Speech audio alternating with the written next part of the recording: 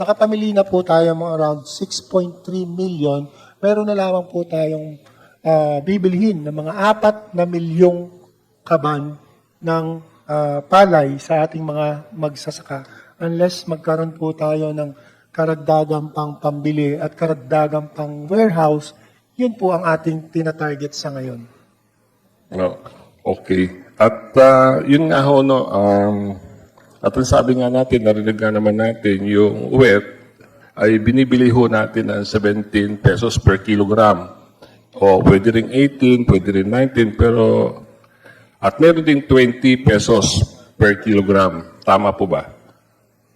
Yun, Mr. Chair, yun pong Yun yung dry. clean and dry, 23 pesos po ang bili natin. 23. Nationwide. Para at least may parating ho natin na yung mga na pag-uusapan. Ewan ko kung mahina ang dissemination information ho sa ganyang pagtulong natin sa ating mga kabayan. At least itong pagkakataon na to ay nagklaro. So kung ang ito pa ho, pangalawang ito naman ay katanungan naman tungkol sa ating butihing sekretary. Kasi nga ho, napag-usapan kanina, ang total, katulad ng binidepensa ho natin ng NIA, ayon sa 70% ho noon na irrigated, 2.18 hectares. Pero sa dami ho na naging conversion, na naging, nandun na yung housing, etc., nag-net ho tayo ng 1.3 hectares, more or less, 1.6. Kaya nga ho, kung kinekwenta natin, ito ho tanong pang isa, ilan ho ba ang kwenta natin per person na kinakain per day? Kalahating kilo, more or less? Sa isang tao ho, Per annum, sir, from PSA data to 122 kilos per year per person. Apo, kinuwenta ho kasi dito, more or less, kung 118 million tayong population, more or less, sabihin na lang natin sa may bata ho kasi malilit doon, sa 100 million na lang, times kalahating kilo. 100, lumalabas ho dito, kung 1.3 hectares, o sabihin natin 1.6 hectares, ay ang lalabas, 1.6 hectares times 0.5 times 365. Ito ho kasi sa kinuwento ko kanina, kasi ho, doon sa data na binigay sa akin ng dinipensa ko po niya, 1.3, kung kwentahin ho natin yung ani nito ay sa times 100 kaban, times 50 kilogram ay 6,500 metric tons. Tama po ba? Sa per cropping. More or less, no? More or less. Teacher? Yes, sir. Pero ang national average kasi natin, sir, is 4.2. Hindi, sa per hectare. 4.2 4.2 metric tons per metric hectare. tons. So divided by 50 times 4.2 metric times 1,300. Ganun po ba? More or less lang naman ho to. Pinagkukuhan lang ho natin. Kinukwenta natin. Kasi pag doon ho sa 1.3 na lang sabihin natin, sa kwenta ho natin na pakakainin natin sa 100 million na tao, ang kailangan nating ipakain ay 18,250 metric tons. Tama po ba, Secretary? Tapos, i-minus ho natin itong yield nitong 1.2 hectares, 1.3 million hectares, may short tayong 8,250 metric tons. Ilan ho ba ang short natin, Mr. Secretary? Apo. 27% tayo, sir. Ilan short ho natin per year? Pag hindi ho tayo nag-import, naintindihan ho natin 13 million tons, sir, ang local production natin. Ang ini-import natin, assuming at 4 million tons, ang total consumption natin is about 17 million tons of rice, Mr. Chair. Yung hong inaani ho natin ay Nabigas, sir, 13 million Yun ho yung two croppings na ho yun, ano? Yes, Mr. Chair. 13,000 million metric tons. 13 million metric tons. At yung pinakakain ho, ito ho yung ani natin, at yung pinakakain ho natin sa bansang Pilipinas ay 17, kailangan natin 17,000 million metric 17 tons. million. 17,000 metric tons. 17,000 million metric tons. 17,000 million tons. 17 million ho. 17 million ho. 17,000 metric tons. Tama po ba? 17 Tama ho, million metric tons. Hindi. Metric tons na eh. Metric tons na. Metric tons na kasi ito. Nagkahiluhan ho sa dami ng i-import talaga. So sa madaling sabi, kung hindi ho tayo magpaparating, wala hong kakainin yung ating mga kababayan. Tama po ba? Kukulangin Kukulangin. ng 3.6 million.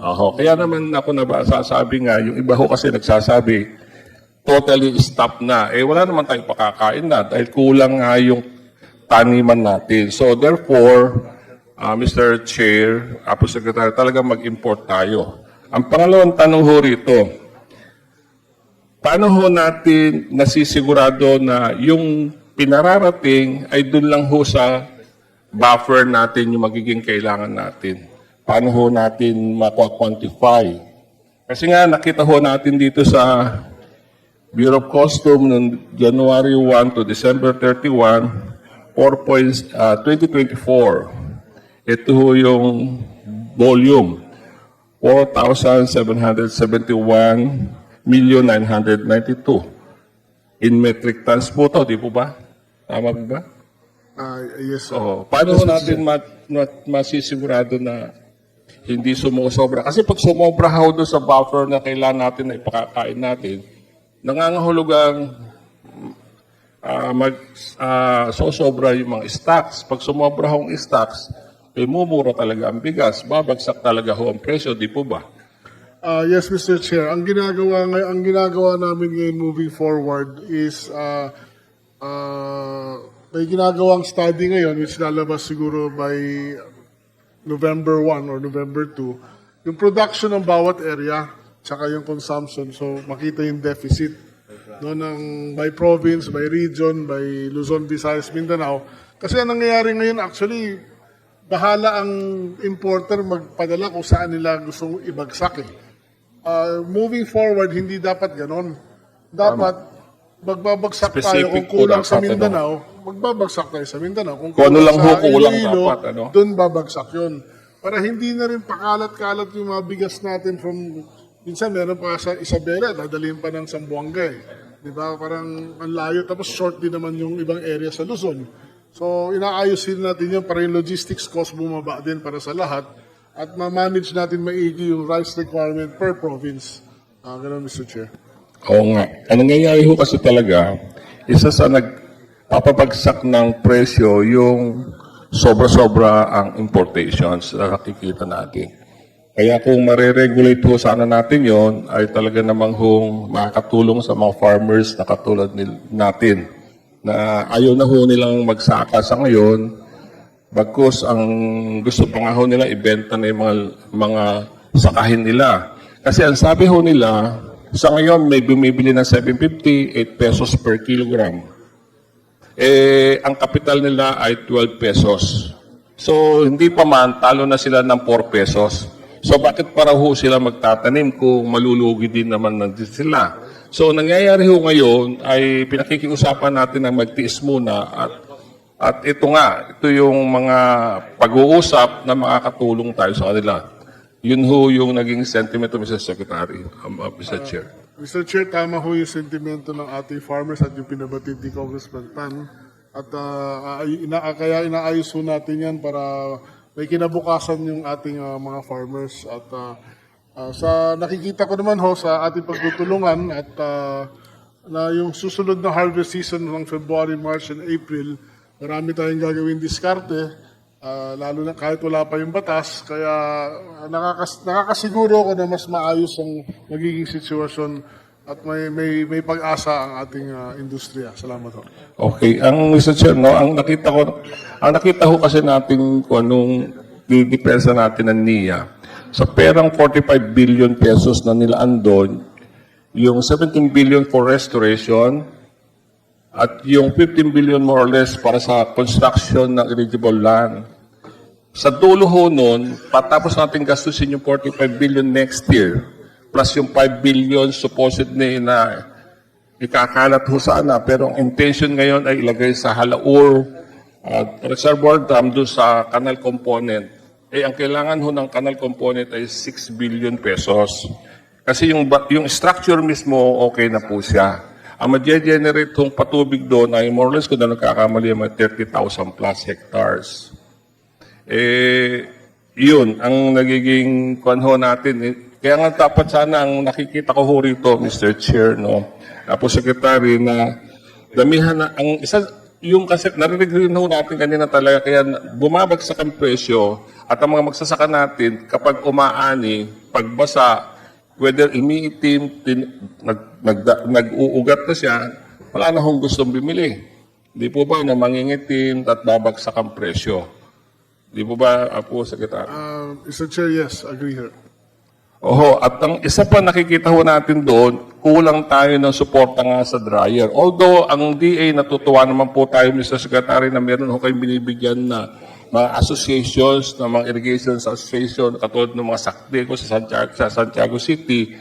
Kung ano ho yung ani nila, sila na hong ginigiling nila at nagkakaroon ng value added. Instead na palay na binibenta ng diretsyo, at least nagkakaroon ho ng karagdagang presyo yung palay na naging bigas. Tama po ba, Secretary? Yes, Mr. Chair. Tuloy-tuloy yung programa natin doon. Kaya lang, kulang pa rin para mapabilis, mas maganda, Mr. Chair. Kaya kasi Mr. Sir Chair, Joseph, just to remind you, we need to wrap up because okay. we have Mr. a few Chair. more members who wish to ask Okay. questions. Yun ho, kaya nakikita ko yun, ng isa sa mga solusyon natin talaga. Una, lagyan natin ng limitations lang yung importations. Kung ano ho yung kailangan natin, may quota talaga. Pangalawa, damihan natin yung dryer. Di po ba? At saka yung milling, no? Yung pagmi-mill ay marami rin naman humura ngayon.